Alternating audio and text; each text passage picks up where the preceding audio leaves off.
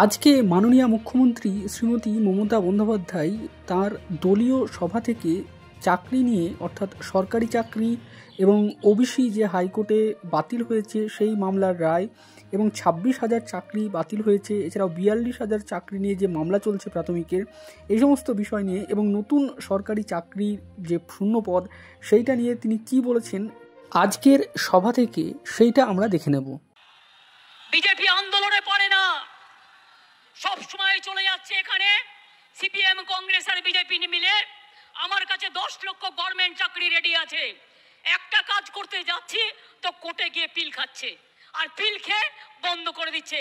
কখনো বলছে 26,000-এর চাকরি খাই, কখনো বলছে 42,000-এর চাকরি খাই, কখনো বলছে ওবিসি উঠিয়ে দাও, না উঠবে না, কারো চাকরি যাবে না। ওবিসি নিয়েও আমরা লড়ছি, জেনে রাখবেন।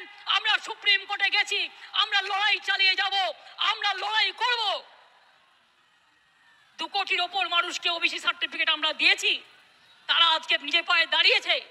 ঐক্যশ্রী সংখ্যালঘু স্কলারশিপ দেয় না, আমরা দিই। আমরা বাংলায় প্রথম শিক্ষাশ্রী স্কলারশিপ তপশিলি আদিবাসী আমরা দিই। সাঁওতালি ল্যাঙ্গুয়েজ আমরা স্বীকৃতি দিয়েছি, অলচিকি আমরা স্বীকৃতি দিয়েছি।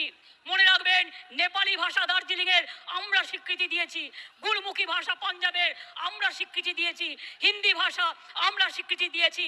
তারপরে এরকম আরো অনেক ভাষা আছে, কুরুক থেকে শুরু করে, সাদ্রি থেকে শুরু করে, রাজবংশী থেকে শুরু করে, কামতাপুরী থেকে শুরু করে অনেক ভাষার স্বীকৃতি আমরা দিয়েছি।